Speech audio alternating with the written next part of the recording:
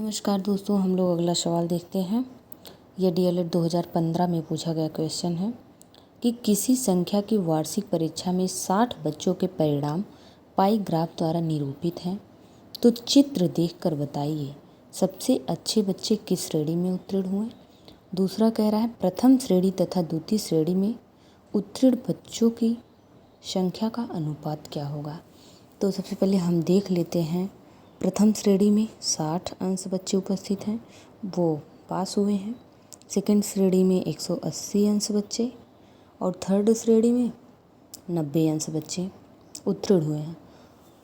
तो अब हम लोग देख लेते हैं पूछा क्या है। पहला सवाल कि सबसे अच्छे बच्चे किस श्रेणी में हुए उत्तीर्ण।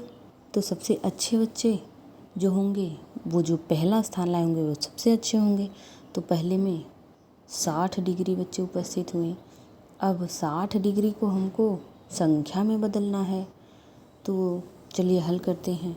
100% बराबर 360 डिग्री होता है और 60 बच्चे बराबर 360 डिग्री, क्योंकि बच्चों की संख्या कुल बच्चे 60 हैं, तो अर्थात 100% बच्चे हैं। तो 100% इक्वल टू 60 हो जाएगा, यहाँ 360 हो जाएगा। अब यहाँ से हम एक अंश का मान निकालेंगे। जब एक अंश का मान निकालेंगे तो ये 60/360 हो जाएगा, ये इधर इसका 75 हो जाएगा।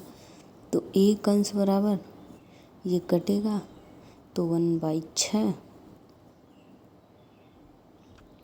1/6 बच्चे आ जाएगा। एक अंश बराबर है ये, तो हम इसको बॉक्स में कर लेते हैं। तो अब पूछा है कि सबसे अच्छे बच्चे, तो फर्स्ट श्रेणी में प्रथम श्रेणी में सबसे अच्छे बच्चे हैं। तो बच्चों की संख्या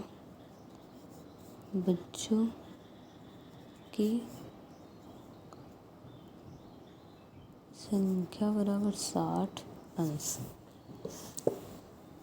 तो एक अंश बराबर है, एक अंश बराबर 1/6 बच्चे। तो 60 अंश बराबर 60 गुणे 1/6, तो 6 दहम 60, 10 बच्चे। अब आप देखिए प्रथम श्रेणी में 10 बच्चे उपस्थित थे, उत्तीर्ण हुए। प्रथम श्रेणी में 10 बच्चे उत्तीर्ण हुए, ये आंसर आ गया पहले का। अब हम दूसरा देख लेते हैं। दूसरा क्या कहा है, प्रथम श्रेणी तथा द्वितीय श्रेणी में उत्तीर्ण बच्चों की संख्या का अनुपात क्या होगा। तो प्रथम श्रेणी में 10 है, तो सेकंड श्रेणी में पहले बच्चों उसको अंश को बच्चों में कन्वर्ट करेंगे। तो ये दूसरा सवाल है।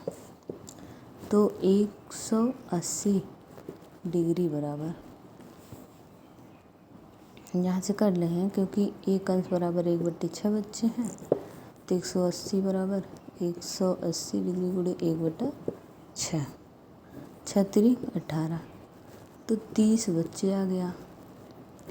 अब पूछा है प्रथम श्रेणी का अनुपात और सेकंड श्रेणी का अनुपात कितना होगा। तो प्रथम श्रेणी में 10 बच्चे हैं अनुपाते, सेकंड श्रेणी में 30 बच्चे हैं। तो 0 से 0 कैंसिल हो जाएगा, ये आ जाएगा 1/3। यही आंसर आ गया। आप लोग अच्छे से देख लीजिएगा, ये कई बार क्वेश्चन पूछा गया है इस टाइप का, तो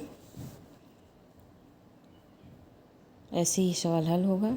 न समझ में आप लोग कमेंट बॉक्स में ज़रूर बताइएगा और चैनल को लाइक, सब्सक्राइब, शेयर ज़रूर कर दीजिएगा। धन्यवाद।